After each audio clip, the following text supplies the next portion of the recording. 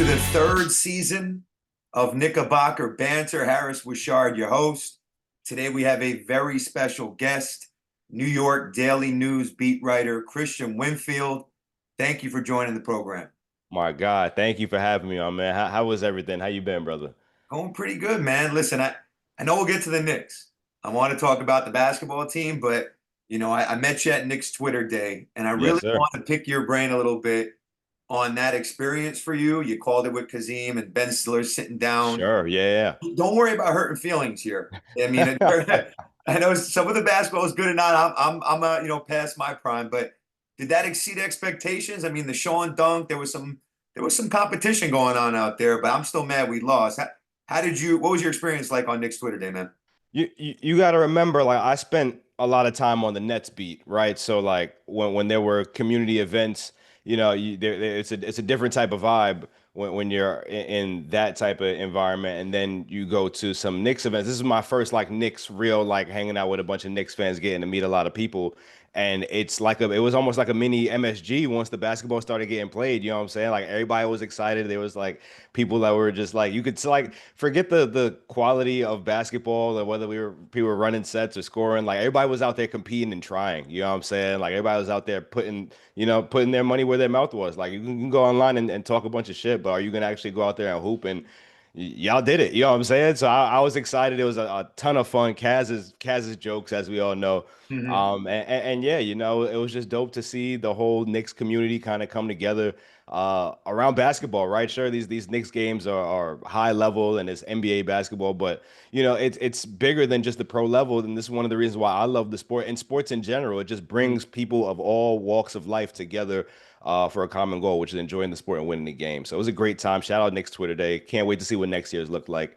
And yeah, no, can't wait to see what this next season is gonna look like, man. I know it came around. I had a little bit of off time. No, I had a lot Yeah. of off time. You know what I'm saying? When people ask me what my schedule is like, I tell them it's kind of like a teacher schedule where like, during the school year, you're working ridiculous hours, but then once your school year is over, you kind of get a chance to recompose because we're on the move so much, man. I'm in one city one day. If it's a back to back on the road, I gotta pack and go. I come back to the house, I gotta clean up and get my life and think I'm gonna cook a meal, and then oh wait, no, you gotta go to Tarrytown and then go to MSG later on. So it's crazy, but it's fun. I can't wait. Got another week, and then we're hitting the ground running. So Yeah, then it goes nuts. And I yeah, want to touch on the writing. I definitely recently have taken more of a try to creative approach. I've always written, but obviously not sure. on your level. But I've definitely taken different pieces from people. If someone asks you what's your style or what was your inspiration or why it became writing,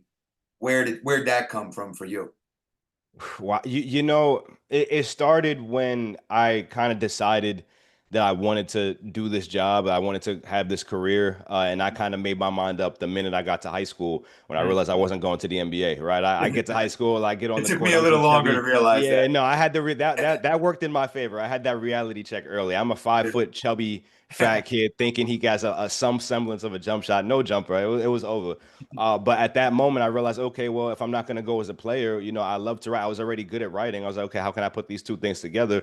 Mm. And what I kind of did was because, especially at that level where your resources are limited, there's no way I'm getting locker room access in high school or even in college or any of these games. So I kind of got to work with what I had. So I kind of just tried to make readers at that point feel like they were at the game even though I was watching from the couch. I'm trying to describe everything as I can. And I kind of took some of that with me. Granted, this is a completely different animal now. I've got deadlines. We got to have a paper in. We got to have a story in for the paper. The paper is not really trying to wait for me to really be able to talk to everybody. So I do what I can, but for the most part, I'm trying to make my readers feel like they're in the building with me. Like they're seeing what I see. They're hearing what I hear. And I think that's how I could describe my writing style. Absolutely. And you know what? Something I ask, and by the way, just because there have been other media people on here and writers, I support everybody and try to get different perspectives. I really Sure. enjoy. Hey, if I'm reading Steve in Newsday or I'm reading you, like when the Knicks, especially when the Knicks are going well, I'm grabbing every paper. Sure. Yeah. Yeah. I'm Yeah. getting everybody. Let me see what these guys have to say about this. But does it get tough for you when you start to develop some sort of relationship to be partial and you have to worry about what guys coming up to you maybe, hey, I didn't like what this. Do you find that to be somewhat difficult, or hey, I'm a professional, I got to put out what I think?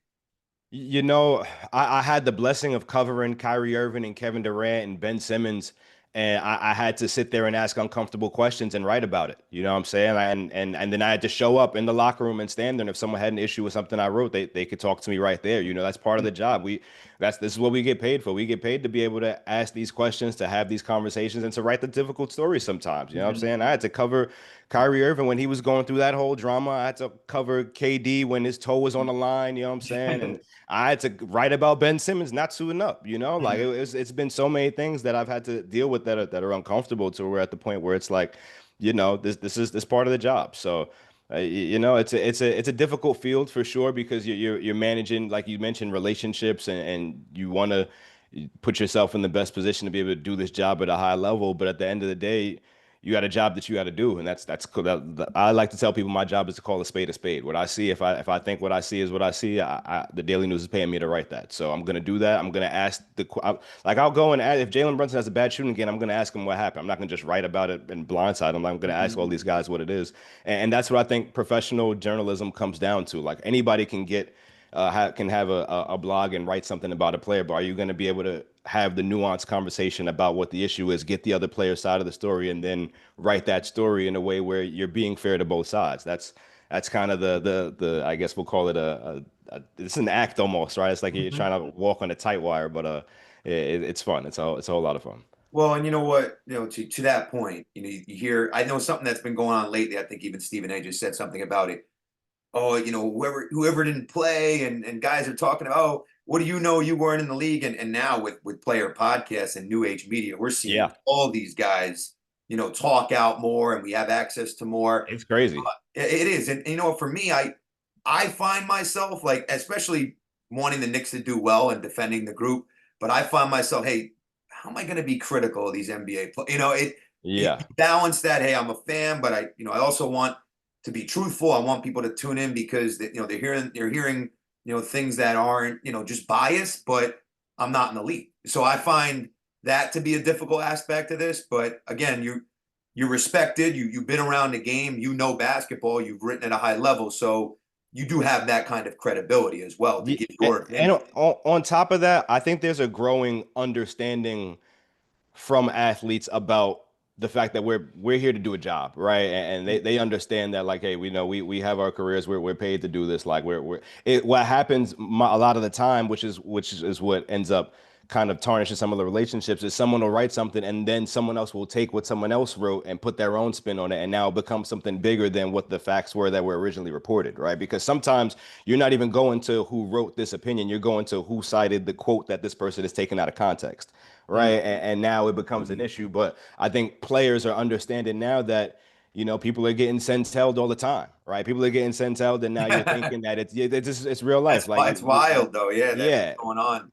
But I think, it just comes with the respect of being able to ask those uncomfortable questions so that the player knows that this story is coming. Like, and Grant, they know it's if a guy shoots 5 of 23 from the field and has 8 points, of course we're going to be asking about how he's having a poor game, because if he shot 20 of 22 from the field, we're going to be saying, hey, you look like you're the all-star starter this year, right? Like there's going to be highs and lows, but it's part of the business and they know it. But when things get taken out of context, that's where things get a little messy.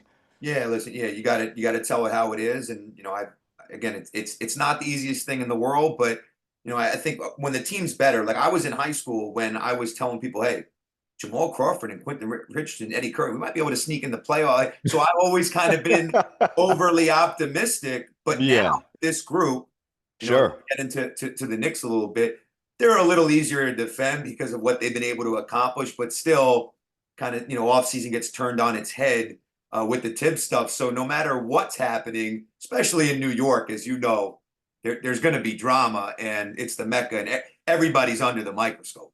Let me tell you a quick story. I was just at the barber shop. Yeah, I sit looking down. good I too. don't like telling people what I do.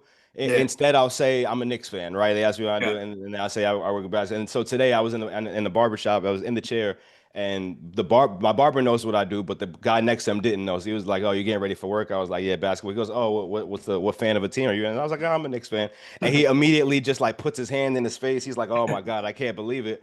And I'm like, I'm like, yo, just do this thought exercise. Name me three teams in the East that are better than the Knicks right now. Mhm. The first one he said was Indiana. I said, you don't watch basketball because Tyrese Halliburton's out. Then he said Boston. I said, you also don't watch basketball. Boston's not going to be good this year, right? So a lot of people I'm realizing aren't actually paying attention to basketball as much as they think they are, which is crazy. But at this level where we're all cognizant of what's going on, I've got the Knicks as a team that should be going back to the Eastern Conference Finals. I have my reservations when you get to the playoffs and you have specific series against teams and how they play.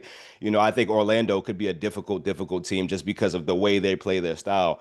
But if we're just talking about regular season, getting to the playoffs, win totals, I have this team exceeding their win total from last year. You're talking about adding depth. You talk about adding I think the biggest thing is another year of just chemistry building, right? This team was really built on the fly, really a couple of days before, in the middle of training camp is when Cat actually starts suiting up, right? And then you're putting this whole thing together. Now you've got the same core. You've got a new head coach. You've got a head coach who you believe is gonna, A, develop some of the younger guys, instill some belief in them, and B, I juggle with this a lot. Like if you gave Tibbs, Jordan Clarkson, and Gershon Yabusele, they're probably on the floor, right? So I don't want to say these are going to extend the bench. The front office did what they were supposed to do in extending the bench.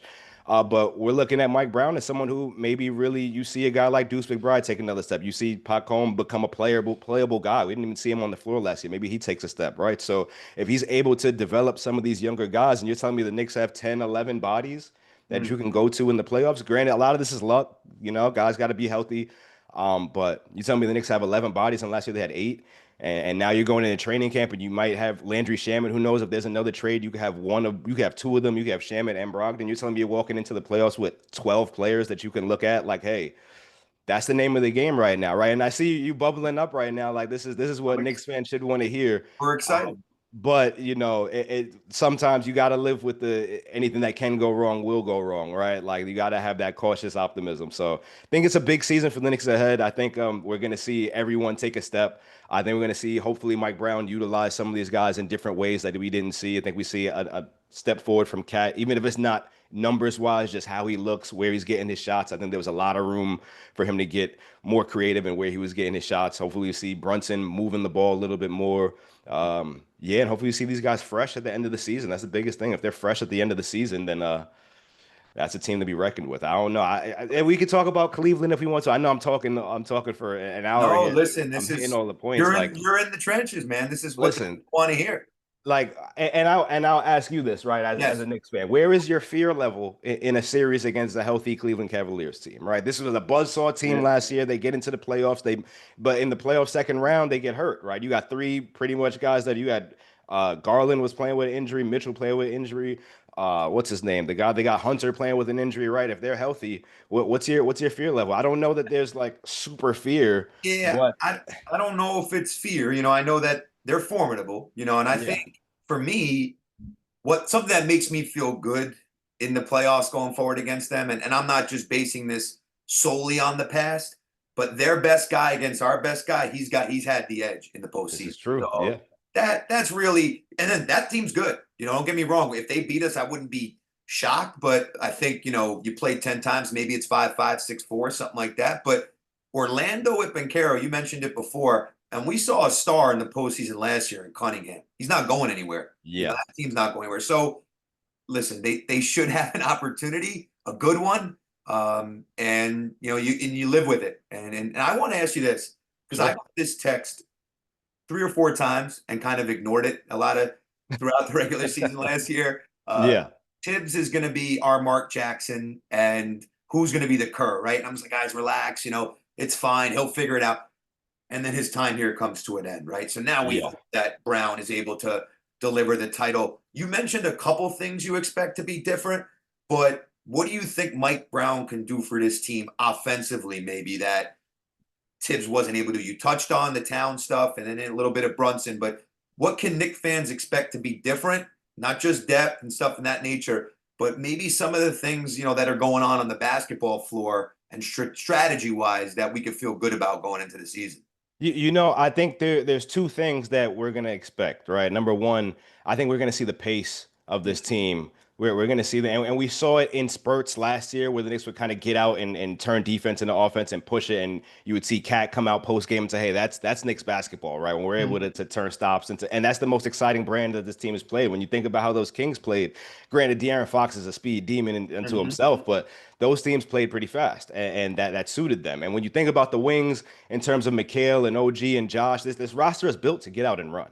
Right, so I think we're going to see a faster paced Knicks team, and I think we're going to see something that we didn't see enough of until I always think back to how the Knicks played when Jalen Brunson went out, right, and when Jalen Brunson and Deuce McBride and Cam Payne they were all down, and you pretty much had guys that couldn't generate offense that had to play the one. That team found a way to win. Why? Because they were moving the ball and letting their other guys. They were letting Mikhail and OG. OG had was playing some of his best basketball, right? And some of that is tailored to. And these are conversations we've had with Jalen before.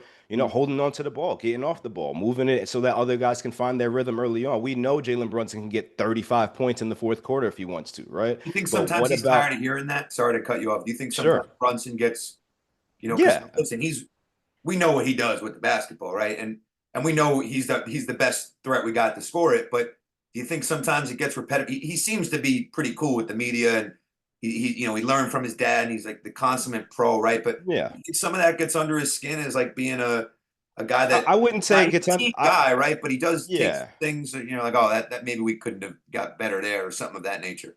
I don't know if it gets under his skin. I think he understands the concept that we're posing as media because these are conversations that we've had. Mhm. But also just because even if it does get under his skin per se, that doesn't mean it's not the cure to what could get this team to the next level, right? We've seen that ball movement. These are things that teammates and everyone across the league will agree that ball movement is the recipe to good basketball, right? So but at the same time, when the ball is in Jalen Brunson's hands, good things happen. No one's disputing that. It's just a matter of finding that balance because now you've got a bunch of other guys that need to find their way and get in rhythm. You've got a bunch of guys that are showing you that they're capable of carrying the load, right? So, and then on top of that, I think what also is going to help now is that Jalen Brunson's got help behind him, right? You've got Jordan Clarkson, who's been playing minutes at the one in Utah before he comes here, right? Now you've got Deuce McBride, you've got Mike Brown, who's probably going to mix and match some of these lineups a little more. And now you're talking about potentially bringing in a guy like Malcolm Brogdon, who has an opportunity to make this roster and get some of those minutes from Brunson. I think that's part of it too, is preserving him for the long haul. But if we're talking back to the original point of how this team is going to play this season and differences that we might see, I think number one, you're going to see them really, really emphasizing pushing that pace. And I think you're going to see maybe Brunson getting off the ball a little bit more than we've seen him in the past. I know it's different, right? Because this is a guy who he's going to get the ball and make the play, and this is the formula that's gotten you where you're at so far. But sometimes you got to do something different to get to that next level. We're not talking about getting back to the Eastern Conference Finals. We're talking about winning a championship. How does OKC play? How do these other teams play? Right? You got to mimic that a little bit. No question. And I want to ask you one more Knicks related question before I Sure. ask you a couple personal questions, if you don't mind. And Of course. Yeah. the training camp that's coming Yeah. up. I posted something the other day because I got a few people asking me about Exhibit 9, Exhibit 10, and I was like, "Listen, guys, like I feel like the NBA is changing things all the time, and some of this stuff is foreign to me too." So I'm reading it, looking at it. I know there's a max that you could invite to camp, but are you surprised to see as many names as you did, and certain guys that whether it's an Alex Len or No, no. you weren't surprised to see them continue to add on to this, and maybe they'll have a couple of these guys fight it out, or do you expect a Mm-mm. trade, Kristian? I know people are talking about a trade. I think this is going to be one of the most, and this is what I'm excited. This is going to be one of the most competitive training camps because a lot of times training camp is a formality, right? You know who's going to make the roster, you know who's not, you know who's there, maybe trying to compete for a two-way spot or show something, right? Get a check. This time you've got a dynamic here where you've got rookies on the team with contract space that could be going to guys that can actually help this team win, right? If you're not going to play Tyler Kolek or Pacom Dadier, why are they taking up this cap space? And this is what happens when you have this new CBA that introduces the second apron, and now you're trying to re-sign your own guys. You got to pay all this money to get OG. You got 50 million going to Cat. You got to pay all this money to get Mikhail and to get Jalen. And now you're up against it to where if you sign somebody else, you're not hard cap, but that second apron, once you go over that, you've got some restrictions on you that are pretty terrible, right? So now you're in a position if you're this team where if you can get a guy like Malcolm Brogdon and he's healthy and you're getting him on the minimum, Now you're looking at Tyler Kolek or you're looking at Pacom Dadier, where it's like, okay, if you're not going to take that next step to be able to help this team this year, this is a this year and next year, right? This window is wide open. So if you're not able to contribute, and we've got these two guys here, and we need that cap space, that trade is on the table. That's a fact. So this is a very interesting training camp to pay attention to. I'm excited. I can't wait. I don't know who's gonna come out winning. I do think though, when you draft a guy like Pac Home, and just his size and his skill set, I think Mike Brown maybe is a guy that can potentially get through to him, right? This is a guy who said he studied Kevin Durant, who likes his play style. You've seen him get hot. I don't think he's going to be the next Kevin Durant by any stretch, but can he be a serviceable player? Can he defend his position? What is he, 6'7", 6'8", can shoot the three, long wingspan? That's a prototypical modern day wing. If you can get him to play competent basketball, that's the question. Can Mike Brown make him competent? So Yeah, I we'll lean see. Training towards camp, him over right? Kolek. I if I had to keep one of those two guys, and Yeah, that's nothing against Tyler Kolek, but yeah, the window as you talked about, right? I think Leon Rose has made you feel as a Knick fan that that we're going for this. We got whatever it's 2 years, 3 years, 4 years, however long Brunson Cat stay healthy, and hopefully Anunoby as well, and you go for it, right? You don't worry about, hey, well, 7 years, who's going to be the when you're trying to win a championship. yeah. I don't know how much you're concerned about that. I know some guys on Twitter will convince you that some of these backups are destined to be NBA All Stars, but I but think I think every backup is destined to be an NBA All-Star at some point, you know. I wanted to tie back to one more question that I asked you earlier because yeah, from the Knicks fan perspective, if Cleveland isn't that team that instills fear in you in the East, what's that team? What's the one team? Is there a team that you see right now? Hypothetically, Joel Embiid is healthy. Is yeah. that team, is that the scariest team that you see in the East, or I, what is the I think it's Orlando. I mean, I think you watch some of these regular season battles, and yeah, I think Bencaro is going to be like a top five player in the NBA. And whether it's this year or next year, whatever it is, he could be up next. He's that talented, and yeah, I like the Bane addition for them too. So yeah. I look at Orlando as a team. Like, not to say maybe I'd rather play Cleveland. I don't know if I'm going that far yet, but that's the up and I've been talking about that group for a couple years, and watching them play, it's like, wow, this is annoying. This guy's hounding Brunt. This guy's and they're so like overly physical that Yeah. and they're going to have enough talent, and like I said, Bencaro getting better, that I would lean them more so than anybody else. Where do you stand on Atlanta? What do you think Atlanta does this year? Atlanta gave the Knicks some issues last year. They get better. They had one of the best off seasons out of everybody this year with what they were able to do. You talking about Dyson Daniels? You got a lot of size. You got a lot of length. You got Mhm. Porzingis stretching the floor. Trey Young is going to try to hang 50 at MSG. You see Atlanta in the playoffs. Yeah, That's man. that's I'll an tell you epic what. that's an epic After, showdown right there. after all this anticipation, if Young and Porzingis send us home, I will be in I will be in such a deep depression that I don't know what I would be. I don't know what I'm doing with myself. Oh I, man. I told people that if they had lost to Detroit last year, that you wouldn't be able to Yeah. find me. If they had lost to Go even a Detroit step last year, it would have been further. bad. Yeah. If they lose to Atlanta, oh my god! And I mean, Trey Young would have that on us for the rest of his career. I mean, Yeah. everybody still talks about 2021, Kristian. I mean, we can Oh get away from man. that series, but Yeah.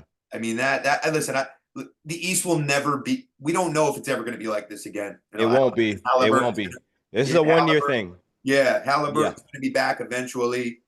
Tatum's going to be back eventually. Those are the last two teams to represent the Eastern Conference in the NBA Finals, and they're Yeah. they're top guys. Like the Knicks, as much as you want to talk about these other pieces, we all know that without Brunson, knock on wood, we can't talk about a championship. No, Uh, no, everybody understands that. So yeah. with those two teams out of the picture, you have as you talked about before, as good of an opportunity as you're ever going to have. Yeah. Because even if you fall short this year and you think, okay, maybe you had a 2 year window. Now Tatum's healthy, now Halliburton's Mhm. healthy. Now those teams are scrambling to make sure they're assembling right now to be able to compete. Now you've got Cleveland and Orlando with another year under their belt. And if Giannis doesn't get help, then he's probably going somewhere else in the East. So you got to deal with that. That's We could tough. send him out west, man. I was hoping that Golden State was like making a call, like, hey, let's pair him with Curry. I don't want to have to deal with him anymore. And even though Yeah. Milwaukee's down a little bit, I'm That's still a team you don't want to overlook, man. Miles Turner, yeah. I understand why they did that because you're able to space the floor, you're able to upgrade from Brooke Lopez, and Mhm. we'll see what Cole Anthony is able to do. If he's able to help them at all, you got some Giannis, you gotta look out. Yeah, I like our team, man. I think we got Yeah, a yeah, good team. yeah. I do. I say all that to say I think the Knicks have the strongest chance, really, Yeah, but that out of all Cleveland these series could teams. be good. Orlando could be good. I mean, people want to project as much as they can, and then all of a sudden, you might see other guys step up. There could be young guys stepping up. There Yeah, can come out of nowhere, but they'll have a great opportunity. I want to ask you also about Tibbs Brown comparison in terms of media stuff. No sure, knock on Tibbs. If the Knicks do ever get a ring, I think he deserves a tip of the cap and a moment of respect as well for what he was able sure. to push this Knick team forward with. But does a media member look forward to maybe giving you a little bit more? I know you have like that Bill Belichick mantra, or maybe a little bit less personality. And now with Brown, I mean, you've seen some of the clips. I mean, these are great. He's got like the iPad out there. Yeah. He's very personable. Does some of you, some like media guys, kind of like it's a sigh of relief, like okay, we could talk a little bit more. It could be a little bit more of a conversation, perhaps. I mean, I guess we'll see. I don't know yet with Mike Brown, right? We had the press conference, and then now we'll see when we end up dealing with him. I'll say this, I went from being on the Nets beat from having Kenny Atkinson, Jacques Vaughn, Steve Nash, and then going to Tibbs, three totally different people when you're talking about just personalities between those guys. But in terms of just knowledge of basketball and attention to detail to everything, I mean, Tibbs was as sharp as anyone as I've ever covered, right? So, and I know the players appreciate that. I remember when Dante first got to New York, I asked him one of the differences, or something maybe that he didn't know about Tibbs, and he was like, "I didn't know it was this much detail." Like, he's like, that man is, and Grant, this is a guy who locked himself in the practice facility, Yeah, like this is a guy loved who it. Yeah. loves the game. So that said, I'm looking forward to seeing what it'll be like to cover Mike Brown. From the introductory press conference, he's pretty personable. Mhm. I think me and him will have some pretty fun conversations for sure this year.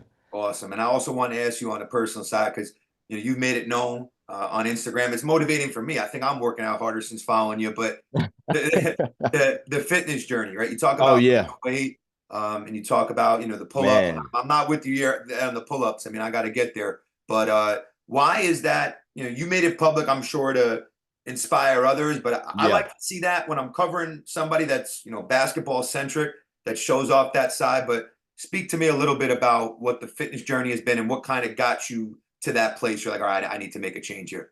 Yeah, I am someone who struggled with like weight since I was little. You know what I'm saying? Like I mentioned earlier, I got to high school and I was 5'10", like I was 5 foot 200 pounds or so. Like it was over for Mhm. me at that point.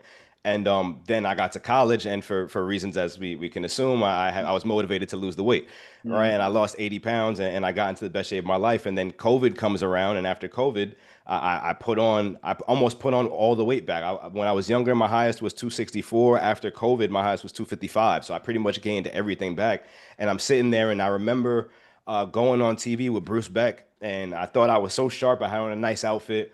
And then after I get home and I see myself on TV, and they say camera adds another 10, Mhm. 15 pounds. It felt like it added 100 pounds to me because I Wow. wasn't that cognizant of how big I was. And from that moment on, I just said, hey, it's time to do something. I know that there's certain health factors in my family that have caused people to die early, and I don't want to succumb to that. I need to get my life in order. So I started just changing what I eat.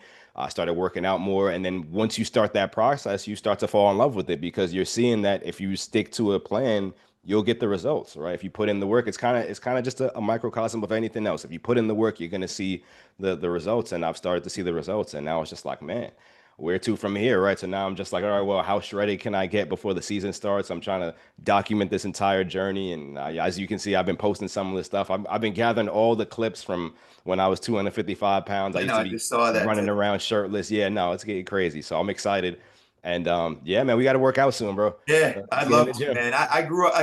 I've definitely. I want to use the word struggle, but as somebody that was so dedicated as an athlete, once Sure. basketball was taken out of the picture, I've seen the intensity of my workouts go down a little bit.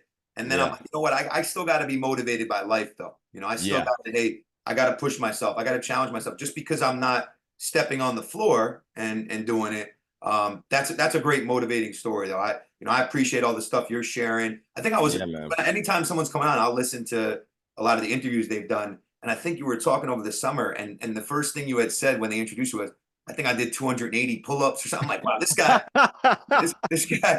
guy's on something different, man. He Yeah, no, the pull-ups pushed are it. like you got to remember I was 255 pounds, so the Yeah. concept of lifting my body weight was just so foreign, right? And when I was younger, I wasn't on the monkey bars, so it was not like I was used to carrying my weight around. So once I could do one pull-up, I was like, oh, how many can I do? Now I can do Mhm. pretty much 30. So Wow.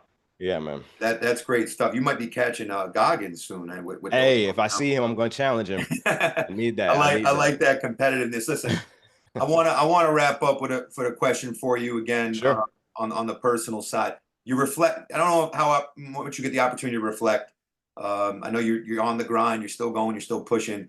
Is there moments in your career, you're thinking back on how far you've come, where you can say, "I'm really proud of this," or is it I'm just locked in, laser focused?